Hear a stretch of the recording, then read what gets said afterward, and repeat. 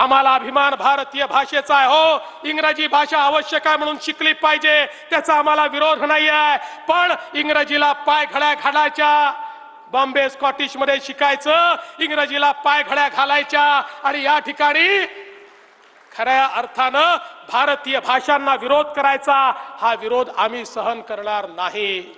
या ठिकाणी समिती तयार केली आहे, कोणाच्याही दबावाला बळी न पडता महाराष्ट्राच्या विद्यार्थ्यांच्या हिताचं जे असेल तो निर्णय आम्ही घेऊ। मराठी माणसाचं हित आमच्या पुढे आहे।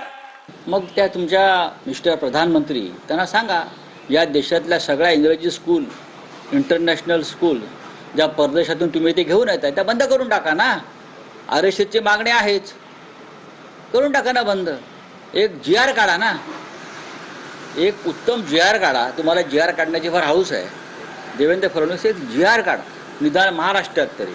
आणि या महाराष्ट्रामध्ये ज्या इंटरनॅशनल स्कूलच्या छत्र्या उगवलेल्या आहेत, जो धंदा आहे हा धंदा तुमचेच लोक करतायत, शिक्षण सम्राट, बरं का, तो बंद करून टाका। मला असं वाटतं की कोण कुठे शिकतंय आणि CBSE असेल ICSE असेल, इथे ज्या पद्धतीने तिसरी भाषेची सक्ती केली जाते, मुख्यमंत्री म्हणून तुम्ही काय करताय?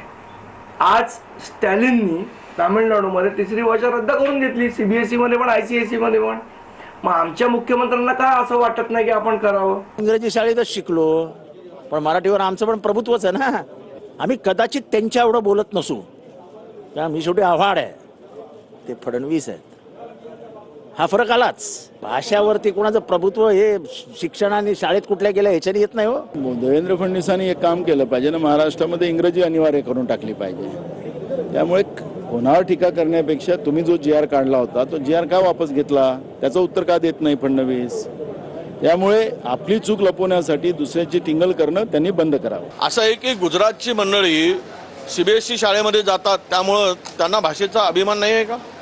त्यांना का लागू करत नाही मग हिंदी? म्हणून कुणाची मुलं कुठल्या शाळेत शिकतात म्हणून मातृभाषेला विसरा असा आरोप करणं योग्य नाही।